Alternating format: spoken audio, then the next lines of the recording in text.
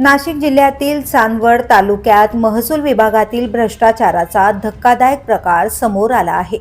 वडाळी भोई येथील मंडळ अधिकारी योगिता आनंद भोये यांना तब्बल 50,000 रुपयांची लाच स्वीकारताना लाचलुचपत प्रतिबंधक विभागाने रंगेहात अटक केली आहे। मंगळवारी सायंकाळी सोग्रस येथे ही कारवाई करण्यात आली असून या घटनेमुळे महसूल विभागात एकच खळबळ उडाली आहे।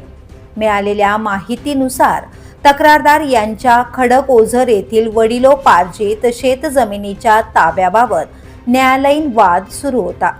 न्यायालयाने संबंधित जमीन तक्रारदारांच्या ताब्यात देण्याचे आदेश महसूल विभागाला दिले होते।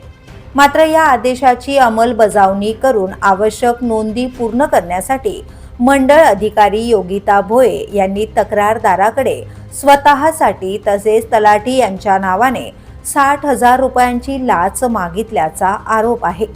यानंतर दोघांमध्ये तडजोड होऊन लाचेची रक्कम 50,000 रुपयांवर निश्चित करण्यात आली।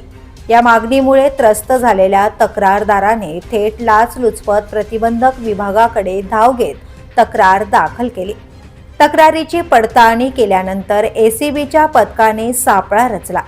मंगळवारी सायंकाळी सोग्रस येथे ठरल्याप्रमाणे तक्रारदाराकडून 50,000 रुपयांची लाच स्वीकारताना योगिता भोये यांना एसीबीच्या अधिकाऱ्यांनी रंगेहात पकडले। पोलीस निरीक्षक नेहा सूर्यवंशी यांच्या मार्गदर्शनाखाली पोलीस हवालदार विनोद चौधरी, पोलीस कॉन्स्टेबल अनिल गांगोडे आणि पोलीस हवालदार प्रमोद चव्हाणके यांनी ही कारवाई यशस्वीरित्या पार पाडली। या कारवाईमुळे महसूल विभागातील भ्रष्टाचार पुन्हा एकदा उघडकीस आला असून संबंधित प्रकरणाचा पुढील तपास सुरू आहे। The police news bureau, Nashik.